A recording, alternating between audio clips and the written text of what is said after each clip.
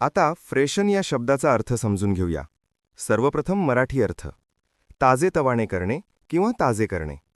Freshen हा शब्द verb आहे. मराठीत समजून घ्या. फ्रेशन म्हणजे एखादी गोष्ट ताजी करणे, ताजेतवाने करणे किंवा स्वच्छ व प्रसन्न करणे.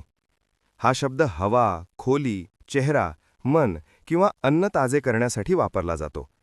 जेव्हा आपण एखादी गोष्ट अधिक नवीन, स्वच्छ किंवा ताजीतवाणी करतो तेव्हा फ्रेशन वापरतो. इंग्लिश मीनिंग पाहूया. To make something clean, fresh and full of energy again. आता सिनॉनिम्स पाहूया. Refresh, renew, revive, clean. हे शब्द ताजेतवाने करणे, पुन्हा नवीन करणे, स्वच्छ करणे किंवा ऊर्जा परत आणणे या अर्थाने वापरले जातात. आता अँटोनिम्स पाहूया.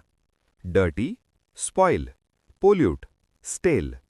हे शब्द घाण करणे, खराब करणे, प्रदूषित करणे किंवा शिळे करणे या अर्थाने वापरले जातात.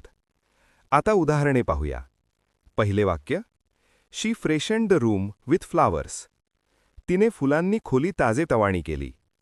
इथे फ्रेशन्ड म्हणजे फुलांमुळे खोली अधिक सुंदर, सुगंधी आणि ताजी वाटू लागली. आता मित्रांनो, थोडा विचार करा. व्हिडिओ थांबवा आणि खालील प्रश्नाचे उत्तर कॉमेंटमध्ये लिहा. Which word is a synonym of freshen? A. Spoil, B. Dirty, C. Refresh, D. Pollute. तुम्हाला इंग्रजी मोफत आणि सोप्या पद्धतीने सुधारायचे आहे का?